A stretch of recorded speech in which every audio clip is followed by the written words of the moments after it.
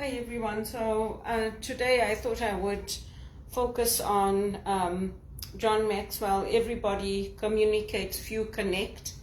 And I think for me that was one of the hardest things that I had to do in my customer service work. I am very cerebral, not about the heart and feelings and emotions. So I think that's why I did well in the executive assistant role and in working on events and things like that, because I focused on my plan, what I needed to do, and how I was going to get there. And it's very logical. If you work as an executive assistant, yes, you do care about your executives, but they expect you to get the job done and to be confident. Whereas working in customer service, it's very different, especially with the Americans. For me, it was very, very hard because they're very, very emotional and they go off on you at the drop of a hat.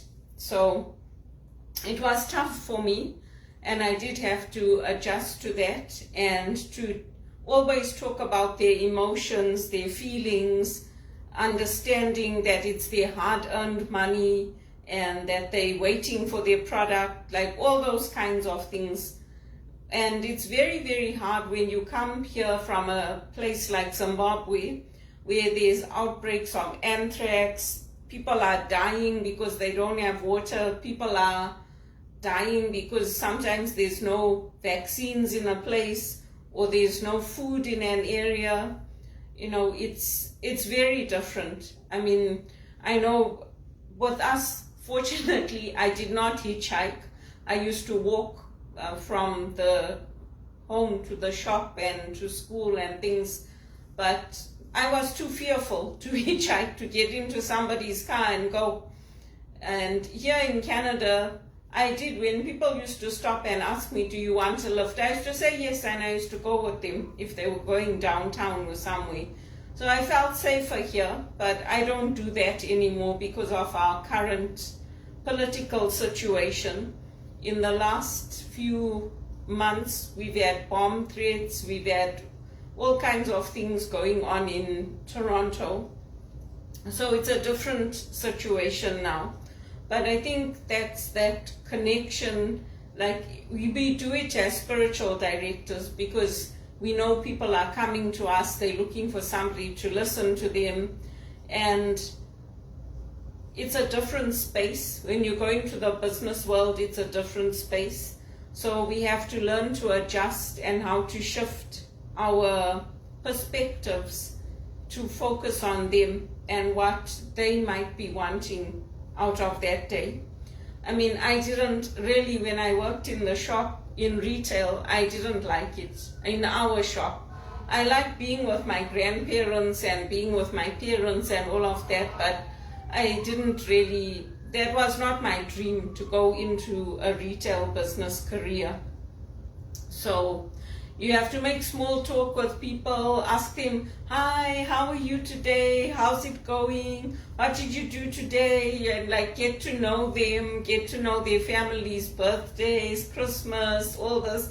I used to just sit and look at my grandfather and think, oh, shame. But anyway, some people like doing that, right? They like to get to know the customer, get to know the family. Then that's how they build up their empires, because then you get repeat business that way. You get people saying, oh yeah, I liked how they dealt with me, or I liked how they served me. It's all a skill. It's all a skill. You just have to sit and watch. Even this Klarna thing that they have, it's not something new. It's very, very old, where the merchant takes on the risk and then the person pays at whatever price, the pay-in-full method that they use. It's something that has gone on since time eternal.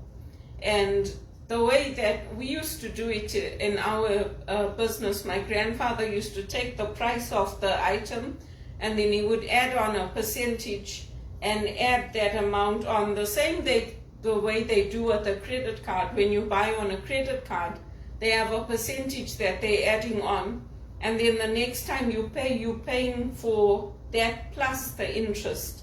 So it's really nothing new. It sounds like it's, something phenomenal, but it really isn't. The only thing is that now they're doing it online. So you have the option to do these things online, and it makes it a little easier if, like me, you are poor and you're earning the lowest of the lowest wages, or you're constantly unemployed and you do a good job but companies will not find a position for you. It makes it easier in some ways, but in other ways it's harder, because then you're paying interest on interest, and obviously that it adds up. So I see good news that the rains are expected in Zimbabwe, which is good. But there's monkeypox now, there's anthrax outbreaks which are killing our wildlife there, and all those diseases, whatever's happening there, obviously it's going to come to this part of the world, because it goes into the water, or it goes into the food, and then it will come to us whether we like it or not. So in many ways, being caring or being responsible, you can do it out of self-interest if you don't care, because if you help somebody, in the end you're helping yourself. Just like how COVID came to everywhere, just like how all these pesticides got into the foods and they're causing cancers in people. If you don't care, do it out of self-interest because you care about yourself. Jesus wasn't that radical when he said, do unto others as you would have them do unto you. Because he came from a middle-class family. He was a carpenter by trade. And then he went on to teach and preach and become a rabbi. So it wasn't that radical what he was doing. Is it a hard way to live?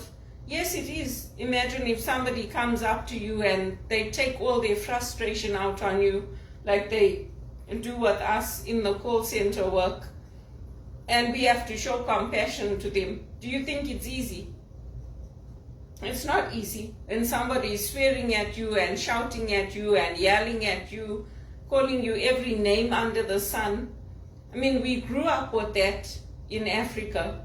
And then we thought, oh yeah, we're coming to Canada, it's going to be different here. People are going to be treating us with respect. It's the exact opposite.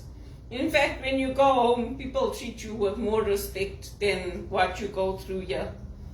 But anyway, that's how it goes. And even with this parable of the talents and people using our gifts and talents, the world is upside down today. It should be that, yes, if you use your gifts and you use your talents and you do a good job, you should start coming up, earning big salaries, buying your houses, buying your cars, being able to travel. But the exact opposite is happening in the world because the crooks are running the show.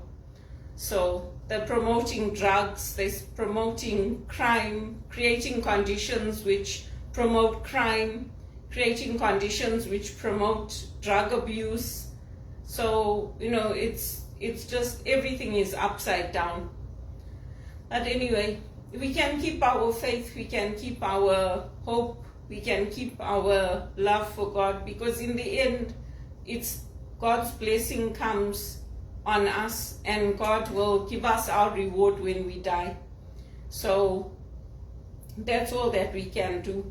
It's very hard. Like for me, I've lost somebody that I respected at TD Securities, and it was a different team. I mean, we had fun, we enjoyed what we did, and it was hard when I left there all those years ago. It wasn't something I wanted to do, but I didn't have a choice. The same way, like now when Teleperformance laid me off, I didn't have a choice. They basically said, this is, we don't have it, we don't know how to fix your ID, we don't know what's wrong, we can't fix it. And then they didn't have anything else for me. So that's how it goes. So now I'm just applying for anything and everything, back to square one. And it's sickening. I mean, hope deferred makes the heart sick. And it's sickening when you sit and you're watching everybody else who came after you getting all the good jobs, all the good breaks, buying cars, getting their licenses, driving. My sister sent me food the other day. I had just done my groceries for a month. I had stocked up on everything. But anyway, I cut up whatever I could freeze. I cut up the tomatoes, I froze them. Whatever I could make or I can eat, I'm using that. She sent me some lettuce, some potatoes, some tomatoes, and some cucumbers. So whatever I can eat, I will eat. But I mean, I'm one person. So when I buy things, I tend to buy, like I buy my meats, I freeze them. I buy tin foods that are not going to go off. So I told her, like, if you're going to send me things, I do appreciate it, but, you know, please don't send, because I'm just one person, I'm on my own. And, you know, I don't want the food to go off also, to go to waste. Because I hardly eat. I mean, I'll have like a cup of coffee in the morning, and then I usually don't eat lunch. I'll have a sandwich or something, and then in the evening I'll have maybe like a small piece of fish and a few potatoes. Yesterday I had a salad for dinner. So, you know, I cut back as well wherever I can. And it's nice of them to send it to me. They also got their own expenses. But I told her also, don't send, because everybody's got their own lives to take care of. My main worry is paying my rent, paying my electricity, paying for my, you know, the basics, like my phone, my internet. And if I'm not working and I don't have an income, it's very, very hard. So I continue to apply for other jobs, and I take a look. I try to see, like, even flight attendant positions in Canada, they want you to be bilingual. So that cuts out you from a lot of jobs if you're not bilingual. Like me, I'm not bilingual. I don't speak French Canadian. So I just look at whatever I can and I apply for it, whether it's jobs in the hotels, making the beds, or whether it's jobs in whatever, catering. I go to the coffee shops, I talk to people, and the wages, because of COVID and everything that happened, the wages are also not as high as they used to be. Plus, on top of that, lots of businesses closed over COVID. So people are still starting to come back, and now there's monkeypox. So it's like a never-ending vicious circle. But God has blessed me, and God has helped me. He's used me to help others. And, you know, at the end of the day, it doesn't impress me. I mean, yes, I like these people with their Porsches and everything at the church, but if you ask me, will you work for somebody who's got a Porsche or somebody who's going to treat you well, I'd rather work for somebody who's going to treat me well. At the end of the day, the money comes and the money goes, and it really doesn't make a difference to me if they're millionaires or if they are billionaires. Good for them. I mean, they think that that's what impresses women, but really and truly, most of us can't be bothered. Most of us have earned our way through life. We've bought our own jewelry, we've bought our own places. When hard times came, we might have lost them. But for us as Catholics, we keep that faith and we keep that love within us. And God pours out His blessings on everybody. You can choose to turn towards it or to turn away from it. And at the end of the day, God will judge all of us. He'll judge our hearts. He'll judge what we did, what we didn't do. I go to the church because I want to receive the Eucharist. And I find a lot of things in common with the Irish church. They used to take the babies away from the girls when they got pregnant out of wedlock. It was such a big drama for the family. They didn't want the girls at home. They told them they brought shame on the family. There's all kinds of movies. Even if a guy used to look at a girl the wrong way, they used to send her off to live with the sisters. It was very cruel. Very, very cruel. And they never even used to tell the birth mothers where the children were. And sometimes, like my friend that I had in England, then you find the birth mother and the birth mother doesn't want anything to do with you. So it's sad, but a lot of women fought to keep their babies. They fought against the abortions. They fought against the pill. They fought against all those things because they wanted to have their children with them. So that's what I like. And that's why I like Madonna. She's controversial to some people, but I like her. I like her music. And whatever all these young artists are doing now, it's all been done before. The hairstyles, the ponytail that Lady Gaga has, Madonna started it. So it's a different world now. That's all I can say. All the good things that we worked for has all been ruined by the money laundering at TD, by the lack of support, the lack of respect, the lack of promoting the right people. They promoting people who kiss ass. Basically, that's it. It doesn't matter whether your scores are good or bad, whether you have done well or not. The people who are basically kissing ass are getting the top positions, and that's not the way it should be. It's not the way it should be, but that's the way it is.